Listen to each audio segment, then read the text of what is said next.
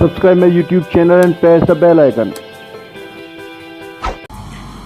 तो दोस्तों आज का लेक्चर स्टार्ट करते हैं। Lecture number 4। लास्ट लेक्चर में हमने रिलेशन के डोमेन, रेंज और कोडोमेन के बारे में पढ़ लिया था और ये भी जान लिया था कि ए सेट से बी सेट में टोटल कितने रिलेशन डिफाइन किए जा सकते हैं, राइट। अब वहाँ से आगे हम इस चैप्टर को कंटिन्यू करेंगे।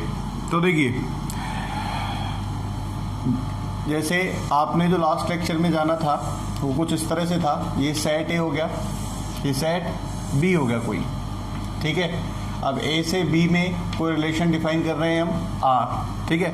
ए के एलिमेंट्स मान लिया इस तरह से हैं a b c d e f, right. B के एलिमेंट हमने मान लिया x y z p q, ठीक है। अब ए से बी में जो रिलेशन हमने डिफाइन किया है इसके अंदर मान लिया कि ए का रिलेशन जेड से है, सी का रिलेशन वाई से है, डी का रिलेशन पी से और डी का रिलेशन क्यू से, ठीक है। ऐसा हो सकता है रिलेशन में, आपने कई सारे एग्जांपल पहले पढ़े हैं। तो हो सकता है कि सेट ए के सारे एलिमेंट्स का रिलेशन बी में हो, ऐसा भी हो सकता है कि सेट ए में कुछ एलिमेंट्स का रिलेशन बी में हो, कुछ एलिमेंट्स का रिलेशन ना हो। ऐसा भी हो सकता है कि सेट ए में एक एलिमेंट का बी में एक से ज़्यादा एलिमेंट के साथ रिलेशन हो, राइट। तो ये सब हमने पढ़ लिए थे एग्जाम्पल इस तरह के। तो एक इसी तरह का एक एग्जाम्पल हमने बना लिया है, एफ का रिलेशन किससे मान लिया हमने, क्यू से, ठीक है। तो देखिए, ये जो रिलेशन आर होगा इसके जो ऑर्डर्ड पेयर्स होंगे वो क्या क्या होंगे। देखो, एक तो ऑर्डर्ड पेयर आएगा क्या, ए जेड, एक आएगा क्या सी कोमा वाई, एक ऑर्डर्ड पेयर क्या आएगा इसमें डी कोमा पी, राइट। एक ऑर्डर्ड पेयर क्या होगा इसमें डी कोमा क्यू, और एक ऑर्डर्ड पेयर क्या होगा एफ कोमा क्यू, राइट। तो देखिए, जैसा कि आपको मैंने बताया था ए से बी में डिफाइन जो रिलेशन होता है वो हमेशा ए क्रॉस बी का सबसेट होगा। ये जो आर रिलेशन के ऑर्डर्ड पेयर्स आएंगे सारे के सारे ऑर्डर्ड पेयर्स कहाँ होंगे, ए क्रॉस बी में। तो जो रिलेशन होगा each relation R from A to B is a subset of A cross B, ये हमने जान लिया था, ठीक है। तो एक इंपॉर्टेंट बात है आपको ध्यान में रखनी है। अच्छा, ये जो रिलेशन आर लिया है, अब इसके अगर मैं डोमेन की बात करूं तो देखिए, जैसा आपको मैंने बताया था रिलेशन आर की जो ऑर्डर्ड पेयर्स होते हैं उन सभी ऑर्डर्ड पेयर्स में फर्स्ट एलिमेंट्स का सेट, उनका कलेक्शन रिलेशन के डोमेन को शो करता है। तो यहाँ पे फर्स्ट एलिमेंट ए सी डी डी, डी दो बार है तो लेकिन एक बार लिखेंगे एफ, तो ए सी डी एफ, ए सी डी एफ, ये जो होगा ये सेट इस रिलेशन आर का डोमेन है, राइट। रेंज की बात करें तो सेकंड एलिमेंट्स के जो सेट होंगे जेड वाई, यहाँ पे क्या लिखा पी, ठीक है, क्यू क्यू, तो जेड वाई पी क्यू, ये रेंज हो गई, राइट। अच्छा, आप ऐसे भी समझ सकते हैं डोमेन का मतलब, जैसे आप ए से बी में कोई रिलेशन डिफाइन कर रहे हैं तो सेट ए में जिन एलिमेंट्स का बी में रिलेशन होगा वो एलिमेंट्स रिलेशन का डोमेन बनाएंगे, उन एलिमेंट्स का जो सेट है वो डोमेन बनाएंगे, ठीक है ना। सेट ए के वे एलिमेंट जिनका रिलेशन नहीं है वो रिलेशन के डोमेन में काउंट नहीं होंगे, राइट। ऐसे ही सेट बी में वे एलिमेंट जिनका रिलेशन ए में है उनका जो सेट होगा वो रिलेशन की रेंज हो जाएगा, ठीक है। कोडोमेन के लिए मैंने आपको बताया था कि अगर आप रिलेशन को ए से बी में डिफाइन कर रहे हैं तो ये जो बी सेट होता है ये इसका कोडोमेन होगा रिलेशन का, राइट। अच्छा, रेंज और कोडोमेन की डेफिनेशन से आप देख सकते हैं कि जो रेंज होगी रिलेशन की जो रेंज होगी हमेशा सबसेट होगी किसका, कोडोमेन का, राइट। रेंज कभी भी कोडोमेन से बड़ी नहीं हो सकती है, रेंज मैक्सिमम कोडोमेन वाले सेट के इक्वल हो सकती है। तो ये सारी बातें हमने पढ़ ली थी। अच्छा, एक चीज और हमने जानी थी कि ए से बी में टोटल कितने रिलेशन डिफाइन किए जा सकते हैं, ठीक है ना। तो इसी एग्जांपल में अगर मैं बात करूं, total number of relations defined या total number of relations from A to B, A से बी में टोटल कितने रिलेशन डिफाइन हो जाएंगे, जितने ए क्रॉस बी के सबसेट बनेंगे। तो ए क्रॉस बी के कितने सबसेट बनेंगे, देखो ए क्रॉस बी में नंबर ऑफ एलिमेंट्स कितने होंगे, ए में कितने एलिमेंट्स हैं 1 2 3 4 5 6, बी में कितने हैं 5, तो 6 इंटू 5, कितना हो गया 30। तो ए क्रॉस बी में टोटल कितने एलिमेंट होंगे, कितने ऑर्डर्ड पेयर होंगे, 30 ऑर्डर्ड पेयर होंगे। मींस यहाँ पे अगर हम बात करें तो number of elements in A cross B equals to कितना होगा 30।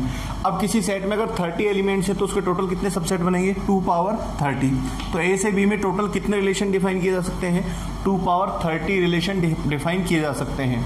क्यों, क्योंकि ए क्रॉस बी के टोटल कितने सबसेट बनेंगे 2 पावर 30। राइट, यहाँ तक हम पढ़ चुके थे, ये सब बातें हमने समझ ली थी।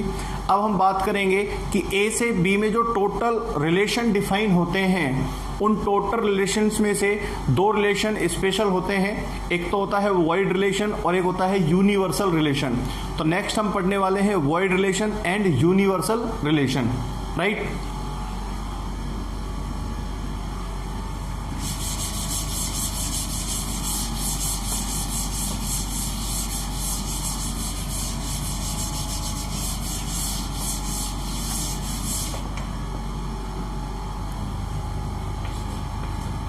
तो पहले बात कर रहे हैं वॉइड रिलेशन की।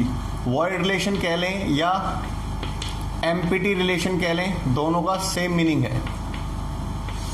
ठीक है, ये क्या होगा, देखो जैसे ए और बी अगर आपके पास 2 सेट हैं, जैसे कोई ए सेट हो गया और ये कोई बी सेट हो गया, ठीक है ना। ए से बी में आप रिलेशन डिफाइन कर रहे हैं, ये ए के एलिमेंट हो गए और ये बी के एलिमेंट हो गए। तो सेट ए के किसी भी एलिमेंट का अगर सेट बी में किसी भी एलिमेंट के साथ रिलेशन नहीं है तो ए से बी में डिफाइन उस रिलेशन को हम वॉइड रिलेशन कहते हैं। और वॉइड रिलेशन को हम किससे रिप्रेजेंट करते हैं, फाई से। Void relation is denoted by phi.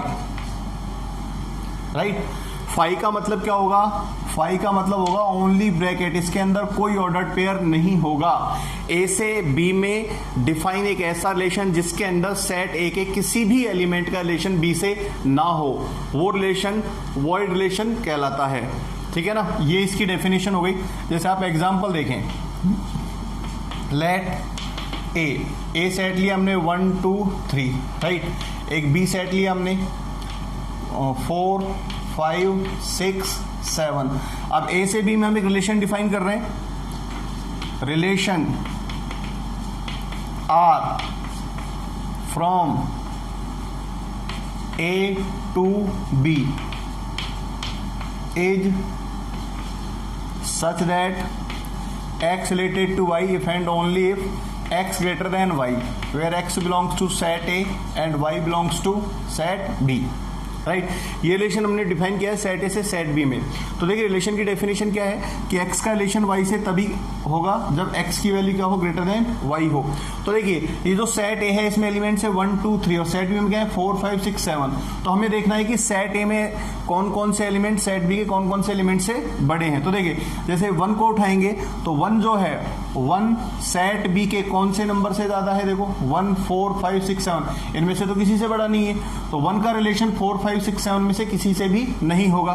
Right, ऐसे अगर 2 की बात करें तो 2 भी इनमें से किसी भी एलिमेंट से बड़ा नहीं है, तो 2 का रिलेशन भी नहीं होगा, क्योंकि x का रिलेशन y से तभी होगा जब x की वैल्यू क्या हो, y से ज्यादा हो। तो 2 का रिलेशन इस सेट में तभी होगा जब 2 किसी वैल्यू से बड़ा हो। लेकिन 2 यहाँ पे आप देख सकते हैं 4 5 6 7 में किसी से बड़ा नहीं है, तो 2 का रिलेशन नहीं होगा। 3 की बात करें तो 3 का रिलेशन भी इसमें किसी भी एलिमेंट से नहीं होगा। तो देखिए यहाँ पे जो रिलेशन डिफाइन किया जा रहा है R, ये रिलेशन क्या होगा, एक वॉइड रिलेशन होगा, फाई रिलेशन होगा। इसके अंदर सेट ए के किसी भी एलिमेंट का सेट बी में किसी भी एलिमेंट से रिलेशन नहीं है। राइट, आई होप आपको समझ में आया होगा। तो एक बार फिर से मैं रिपीट कर देता हूं कि ए से बी में अगर आप कोई रिलेशन डिफाइन कर रहे हैं उसके अंदर अगर सेट ए के किसी भी एलिमेंट का सेट बी में किसी भी एलिमेंट से कोई रिलेशन ना हो तो फिर इस टाइप के रिलेशन को हम वॉइड रिलेशन या एम्प्टी रिलेशन कहते हैं। राइट, अच्छा एक बात और देखें, जैसे ए से बी में आप जो रिलेशन डिफाइन करते हैं, जैसे मान लिया कि ए में नंबर ऑफ एलिमेंट्स कितने हैं m, बी में नंबर ऑफ एलिमेंट्स कितने हैं, बी में नंबर ऑफ एलिमेंट्स कितने मान लिए हमने n। ठीक है, तो टोटल जो रिलेशन होंगे, total relation from A to B, तो ए से बी में जो रिलेशन होंगे टोटल वो कितने डिफाइन होंगे, 2 पावर mn। 2 पावर mn क्यों होंगे, क्योंकि ए क्रॉस बी के कितने सबसेट बनेंगे, 2 पावर mn सबसेट बनेंगे। ठीक है ना, तो ये जो 2 पावर mn रिलेशन आए हैं, ठीक है ना। तो चूंकि ये रिलेशन सबसेट है, तो किसी भी सेट के जब आप सबसेट बनाते हैं, ठीक है ना, तो किसी भी सेट के सबसेट में फाई एक सबसेट बनता है, क्योंकि फाई जो सेट है ये हर एक सेट का सबसेट कंसीडर होता है, राइट। जैसे 1 को आप हर एक नंबर का डिवाइजर कह सकते हैं या कहते हैं, ऐसे ही फाई जो है ये हर एक सेट का सबसेट होता है। तो ये जो 2 की पावर mn रिलेशन है, इन 2 की पावर mn रिलेशन में जो फाई सबसेट होता है वो होता है वॉइड रिलेशन। फाई क्या होता है? वॉइड रिलेशन होता है, राइट। ए से बी में जो हम टोटल रिलेशन जितने हम डिफाइन कर सकते हैं मैक्सिमम, उनमें एक वॉइड रिलेशन भी इंक्लूड होता है, राइट। क्या कहना चाह रहे हैं हम कि ए से बी में जितने भी टोटल रिलेशन आप डिफाइन कर सकते हैं मैक्सिमम, उनमें एक फाई रिलेशन भी काउंटेड होता है, फाई रिलेशन को भी कंसीडर किया हुआ होता है। अगर मान लीजिए आपसे कहा जाए कि ए से बी में मैक्सिमम ऐसे कितने रिलेशन डिफाइन किए जा सकते हैं जो नॉन वॉइड हैं, ठीक है ना, या नॉन एम्पिटी हैं, तो non empty relations which can be defined from set A to set B is equal to 2 power mn minus 1। Non void relations की जो संख्या होगी, non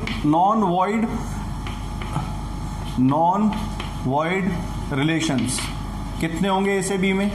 2 power mn minus 1, right. तो ये था वॉइड रिलेशन। इसके बाद हम बात करते हैं यूनिवर्सल रिलेशन की।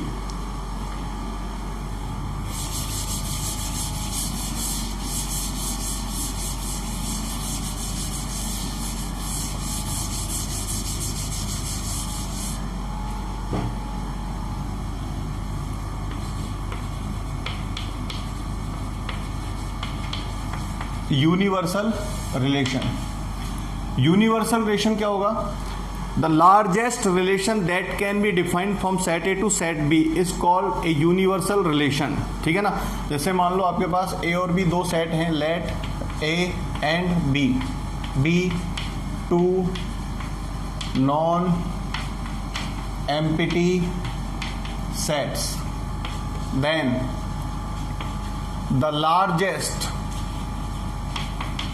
largest relation from A to B is called universal relation from A to B। तो ए से बी में डिफाइन हो सकने वाला लार्जेस्ट जो रिलेशन होगा उसको हम क्या कहेंगे? ए से बी में यूनिवर्सल रिलेशन।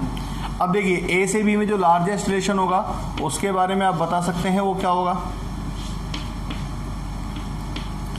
ए से बी में जो लार्जेस्ट रिलेशन होगा वो ए क्रॉस बी का लार्जेस्ट सबसेट होगा। ए क्रॉस बी का क्या होगा? लार्जेस्ट सबसेट, ठीक है ना।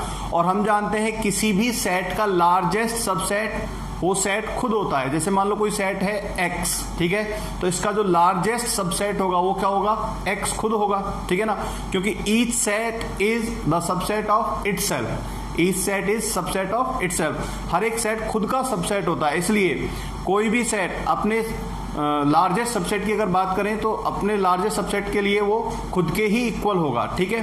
तो ए क्रॉस बी का जो लार्जेस्ट सबसेट होगा वो ए क्रॉस बी के ही इक्वल होगा, ठीक है।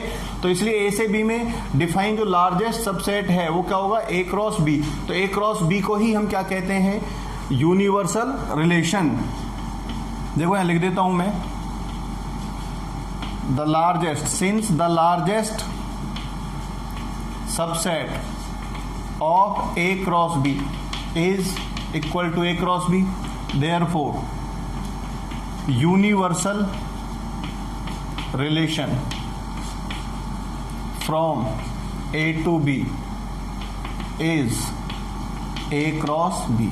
तो A से B में डिफाइन होने वाला जो यूनिवर्सल रिलेशन है वो क्या होता है? वो A क्रॉस B होता है, राइट। आई होप आपको समझ में आया होगा। जैसे हम बात कर रहे थे कि कोई भी रिलेशन A क्रॉस B का सबसेट होता है, ठीक है, तो A क्रॉस B के जितने सबसेट बनेंगे, ठीक है ना, उनमें जो फाई सबसेट होगा वो क्या कहलाता है? वॉइड रिलेशन, ठीक है। फाई सबसेट को हम क्या कहेंगे? Void relation. और ए से बी में डिफाइन हो सकने वाला जो मैक्सिमम एलिमेंट वाला रिलेशन होगा, ये जो सबसे बड़ा सबसेट होगा वो कौन सा होगा? वो ए क्रॉस बी होगा। तो जो सबसे बड़ा सबसेट होगा, जो लार्जेस्ट रिलेशन होगा, उसी को हम क्या कहते हैं, यूनिवर्सल रिलेशन। तो A क्रॉस B जो है वो यूनिवर्सल रिलेशन कहलाएगा A से B में, राइट। तो कहने का मतलब ये, अगर आपको किसी एग्जाम्पल में, किसी क्वेश्चन में A सेट दिया जाए, B सेट दिया जाए और आपसे कहा जाए कि A से B में आप यूनिवर्सल रिलेशन फाइंड कीजिए, तो आपको कुछ नहीं करना, आपको A क्रॉस B फाइंड कर देना है, सिंपल।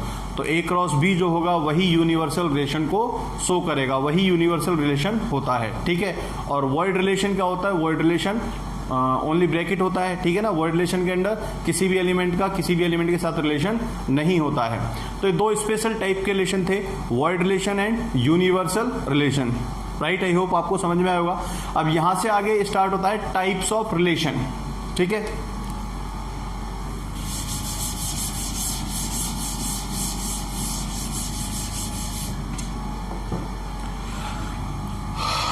टाइप्स ऑफ रिलेशन के टाइप, ठीक है। ये वाला जो पोर्शन है इस चैप्टर में, ये बहुत इंपॉर्टेंट है एग्जाम पॉइंट ऑफ व्यू से। जेईई मेंस के एग्जाम में रिलेशन चैप्टर से क्वेश्चन आने की जो सबसे ज़्यादा पॉसिबिलिटी है, सबसे ज़्यादा प्रोबेबिलिटी, वो इस वाले पोर्शन से है, ठीक है ना। तो इसको हम ढंग से समझेंगे, ठीक से समझेंगे। Types of relation, types of relation में देखो, सबसे पहले हम पढ़ेंगे identity relation, identity relation.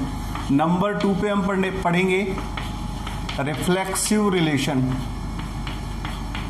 Right. Number 3 पर हम पढ़ेंगे क्या, सिमेट्रिक रिलेशन। नंबर 4 पे हम पढ़ेंगे एंटी सिमेट्रिक रिलेशन। नंबर 5 फिर हम पढ़ेंगे ट्रांजिटिव रिलेशन,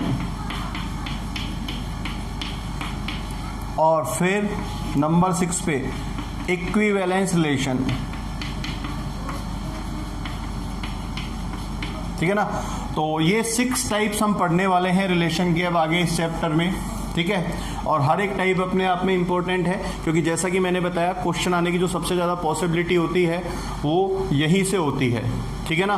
तो इनको हम बारी बारी से समझेंगे। तो आज की क्लास में इतना ही। इन सभी रिलेशंस को अब हम नेक्स्ट क्लास में पढ़ेंगे। तो ये वीडियो आपको कैसा लगा ज़रूर आप कमेंट बॉक्स में हमें बताएं, और आप अपने वैल्यूएबल फीडबैक, सजेशंस, डाउट्स आप भेज सकते हैं कमेंट बॉक्स में। तो बहुत जल्द मिलते हैं नेक्स्ट वीडियो में, तब तक के लिए गुड बाय, नमस्कार। देखते रहिए, सीखते रहिए। Thanks for watching.